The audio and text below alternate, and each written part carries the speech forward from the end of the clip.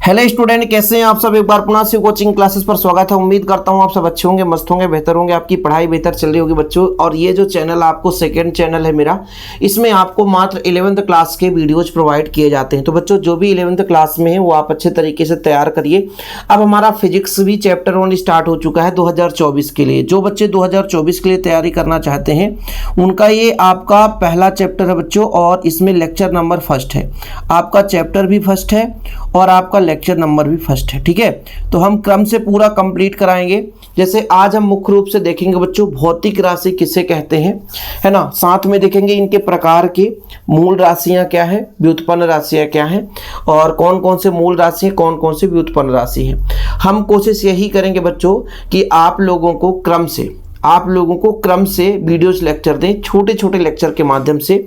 और 2024 का जो आपका न्यू प्लेलिस्ट बन जाएगा, ठीक है, न्यू प्लेलिस्ट बनेगा, उसमें आप लोग देख लेना। इस साल मैं वही क्वेश्चन कराऊंगा जो कि एग्जाम में, एनुअल एग्जाम में पूछा जाता है ना। मोस्ट चीज़ें आपको कंप्लीट करा दूंगा। वैसे आप पुराने वीडियो देखना चाहते हैं तो प्लेलिस्ट बना है, पुराने वीडियो भी देख सकते हैं। चलिए शुरू करते हैं बच्चों।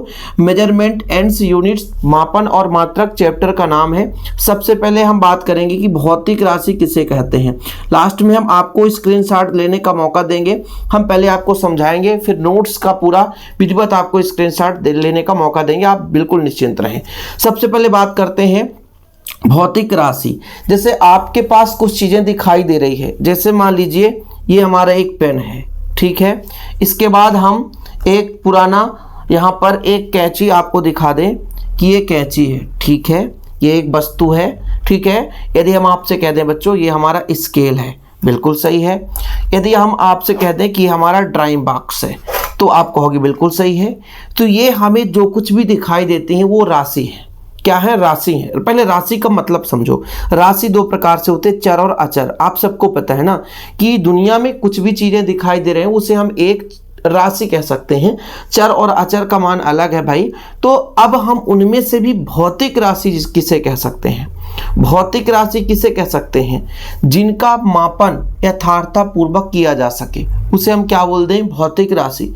जैसे हम आपसे कह दें कि मिट्टी का मापन करो, तो पूरा संपूर्ण ब्रह्मांड मिट्टी मापना थोड़ा सा गलत है, वो चीज़ हम नहीं कर सकते हैं, ठीक है। मिट्टी का मापना गलत चीज़ है। लेकिन यदि हम कह दें कि मिट्टी का, जैसे मान लीजिए कहीं पे खुदाई कर दी और गड्ढे का आयतन, तो फिर उसका हम निकाल सकते हैं। इस पेन की यदि हम कह दें लंबाई निकाल सकते हो, बिल्कुल निकाल सकते हैं, आसानी से निकाल सकते हैं। जैसे हम कहते हैं कि इस पृष्ठ का क्षेत्रफल, तो हम इसको भी निकाल सकते हैं। पृथ्वी के यदि हम गहराई मोटाई, ये भी निकाल सकते हैं। तो लंबाई मोटाई ये चीज है, हम निकाल सकते हैं, ठीक है ना। तो जिनका हम आसानी से मान ज्ञात कर सकते हैं, माप सकें, जैसे इस स्केल की लंबाई आसानी से माप सकते हैं। तो जो भी हमें दुनिया की जो भी चीजें दिखाई देती है वो तो राशि है, लेकिन जिसका मापन हम यथार्थतापूर्वक कर सकें, आसानी से हम उसे माप सकें, हमें किसी परेशानी का सामना ना करना पड़े, वो आपका भौतिक राशि कहला जाता है। तो भौतिक राशि की परिभाषा लिखिए, जिन राशियों का मापन यथार्थतापूर्वक किया जा सकता है भौतिक राशि कहलाता है बच्चों। एग्जाम्पल के रूप में जैसे लंबाई है, द्रव्यमान है, पानी का द्रव्यमान निकालना है, किसी वस्तु का द्रव्यमान निकालना है, समय की गणना आसानी से कर सकते हैं बच्चों। ताप है, तापमान की गणना कर सकते हो, ये हमारे पास राशि है। जैसे चाल है, क्षेत्रफल है, ये सब कुछ आप आसानी से निकाल सकते हो। तो इसे हम बोलते हैं क्या, राशि, यानी भौतिक राशि, ठीक है, यानी फिजिकल क्वांटिटीज। बच्चों इंग्लिश भी आप लोग लिख लिया करो। तो ये आपका फिजिकल क्वांटिटी मतलब भौतिक राशि, यानी जिन राशियों का मापन यथार्थतापूर्वक किया जा सकता है उसे हम क्या बोलते हैं बच्चों, भौतिक राशि कहते हैं, ठीक है। कोई दिक्कत तो नहीं है। ये दो प्रकार से होता है बच्चों, एक आपका मूल राशि और दूसरा आपका व्युत्पन्न राशि। मूल का मतलब होता है जड़। पेड़ का जो जड़ होता है किसी दूसरे पर आश्रित नहीं रहता है, खुद स्वतंत्र रहता है, और यदि वो गिर जाए ना तो फिर पेड़ आसानी से गिर जाएगा।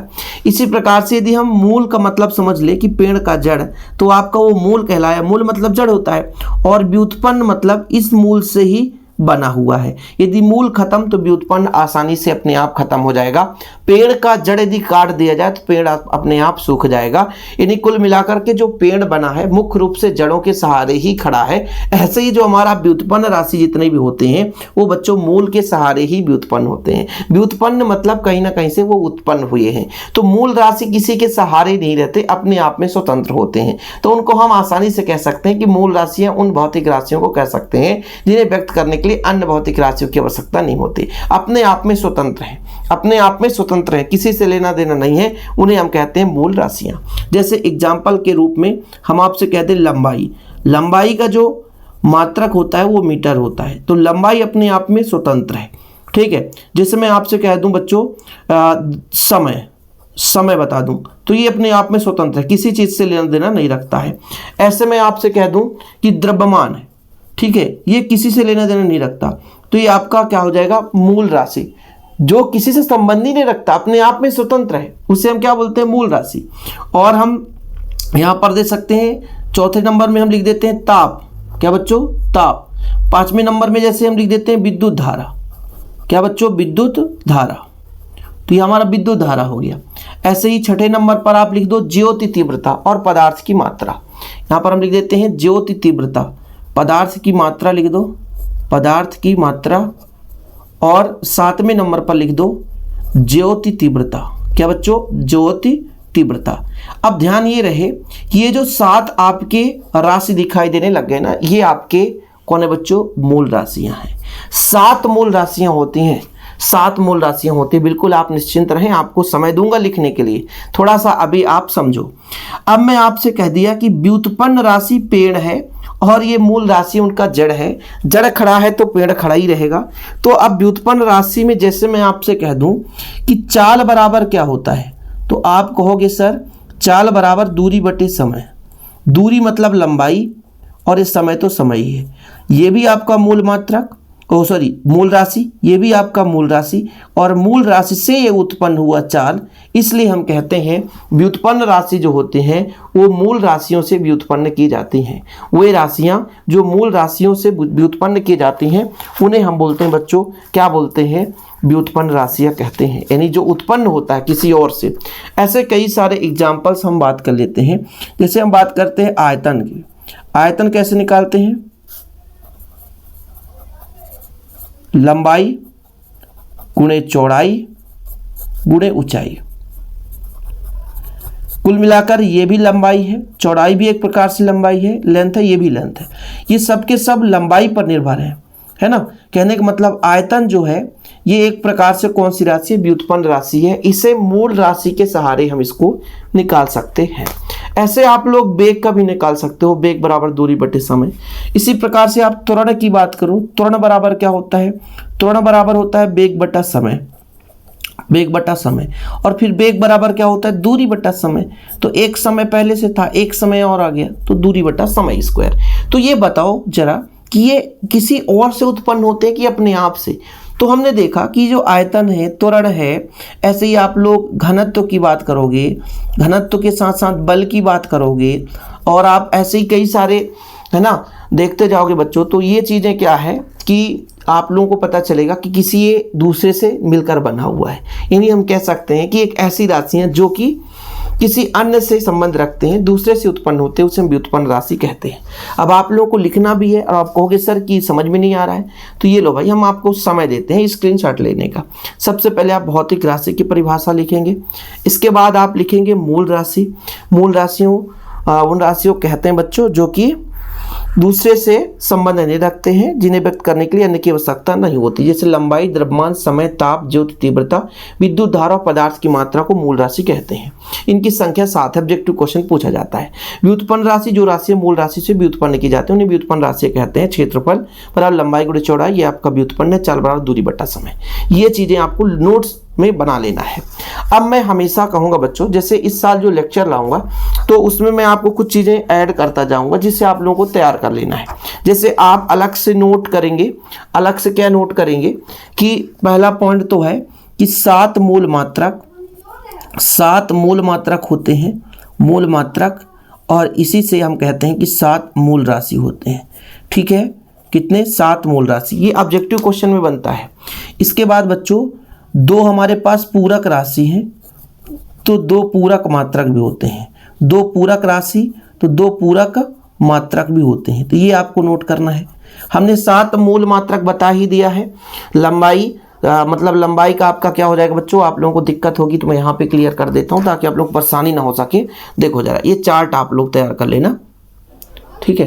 यहाँ पर देखो बच्चों, ये लंबाई का मात्रक मीटर होता है, द्रव्यमान का किलोग्राम होता है, समय का सेकेंड होता है, ताप का केल्विन होता है, विद्युत धारा का एम्पियर, ज्योति तीव्रता कैंडेला, पदार्थ की मात्रा का मोल, मतलब समतल कोण का रेडियन और घन कोण का स्टेरेडियन। ये आपका संकेत है कि मीटर को एम से दर्शाएंगे, किलोग्राम केजी, सेकेंड को छोटा एस मतलब स्मॉल एस, केल्विन को कैपिटल के मतलब स्मॉल के ही रहता है लेकिन समझ में नहीं आता कैपिटल के, एम्पियर कैपिटल ए, कैंडेला का सीडी, पदार्थ की मात्रा को मोल। ये कैपिटल एम ना लिखकर आप स्मॉल एम लिखो ऐसे, ये आपका मोल। फिर ये रेडियन, स्टेरेडियन, एसआर। ये आपके 7 मूल मात्रक और 2 पूरक मात्रक हैं। ये चीज़ आपने तैयार कर लिया। 2-3 फार्मूला जैसे मैंने बताया कि चाल बराबर क्या होता है, चाल या वेग दोनों में आप लोग जैसे चाल बराबर कहोगे तो दूरी बटा समय, ये आगे जरूरत पड़ेगी इसलिए याद भी करते चलो। वेग यदि कहो विस्थापन एक प्रकार से दूरी है, इसलिए मैंने दोनों को, इनका दोनों का मात्रक भी सेम आएगा, दोनों का विमीय सूत्र भी सेम आएगा। इसके बाद आपसे कह दिया जाए त्वरण बराबर, तो त्वरण बराबर वेग बटा समय होता है, फिर वेग का मान रख सकते हैं। आयतन बराबर मैंने आपसे बात कर ली, आयतन लंबाई चौड़ाई गुणे ऊंचाई। क्षेत्रफल की मैंने बात की बच्चों, क्षेत्रफल का मतलब लंबाई गुणे चौड़ाई। तो ये 4-5 फार्मूले भी तैयार कर लो, क्योंकि ये चैप्टर पूरे फार्मूले बेस्ड है ना, तो ऐसे धीरे धीरे करके आप तैयार करते चलोगे। मैं एकदम 0 लेवल से लेकर चल रहा हूँ ताकि आप लोगों को दिक्कत ना हो सके, धीरे धीरे करके 0 लेवल से, ताकि आप लोग को प्रॉब्लम भी ना हो सके और आप बेहतर से बेहतर तैयारी कर सकें। उम्मीद करता हूँ 11th क्लास में यदि आप लोग होगे बच्चों तो चैनल को सब्सक्राइब कर लेंगे, क्योंकि आपको निरंतर इसमें वीडियोज मिलने वाला है। अब ये पहला लेक्चर है और आप जब भी देख रहे हैं कोई दिक्कत नहीं है, आपको विधिवत कराया जाएगा। और इसके यदि हैंड रिटेन नोट्स लेना है तो कॉन्टैक्ट नंबर मैं आपको दे देता हूं बच्चों, 9685 29 91 49, मेरा नंबर ही है। 100 रुपीज़ चार्ज लगता है 1 सब्जेक्ट का, लेकिन प्रॉपर रूप से आपको नोट्स दिया जाता है। इसमें आप कॉन्टैक्ट नंबर व्हाट्सअप नंबर है, व्हाट्सअप कर सकते हैं, मैसेज कर सकते हैं। तो आज के लिए इतना ही। वीडियो पसंद आए तो लाइक करके शेयर करें। ऐसे ही मिलते रहेंगे बच्चों अगले वीडियो के साथ, नए वीडियो के साथ, नए लेक्चर के साथ। जय हिंद, वंदे मातरम।